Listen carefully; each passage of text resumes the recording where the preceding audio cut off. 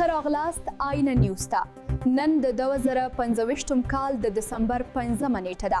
زه لیلا یم. بلوچستان د افغانانو له وتلو وروسته د ملکیتونو د بیو کمیدل.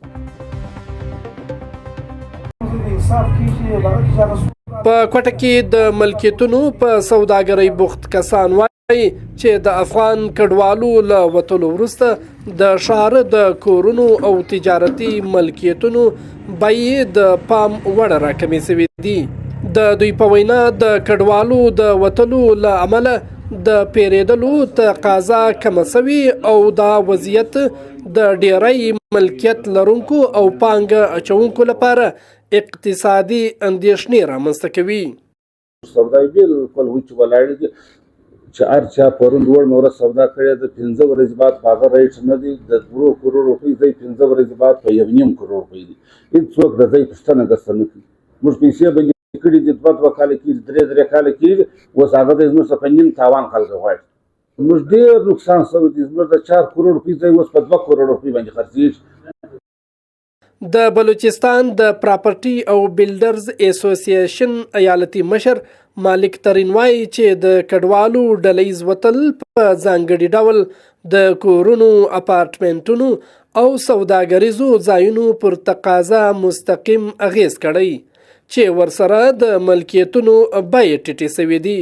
افغان کډوالو چې څه نه څه د کاروبار کوي پیسه یې درلوده هغو خپلې پیسې د پاکستان څخه وایستلې څوک افغانستان ته ولاړو یا حکومتي پالیسیانې دومره سختې شولې چې هغه پر دې مجبوره شولو چې خپل کاروبارونه غټ کاروباریان تقریبا د پاکستان څخه پیسې بیروني دنیا ته وایستلې چې د افغانستان د مهاجرینو د تګ سره زموږ د پراپرټي کار ډېر لاندې راغی.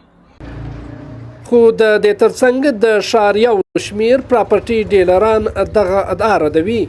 د دوی په وینا د کوټې په پراپرټي کې کوم خاص کمی نه دی راغلی او بیې تقریبا هم هغسې دي. د بازار په پراپرټي کې اوس دا روډ دی کیک آباد روډ دی دلته 35-40 هزار روپۍ فوټ دی. یوه ټکه نه دی کم شوی. خلک په هغه ریټ باندې راکوي کم نه راکوي. ها دا دی چې فی الحال خرید و فروخت بند دی او دا شاوخوا پښتون آباد سو خروټ آباد سو نوې کلی سو دې خوا ته چې دی یو څه فرق لوېدلی دی پراپرټیانو کې. بازار په پراپرټي کې هیڅ فرق نه دی لوېدلی.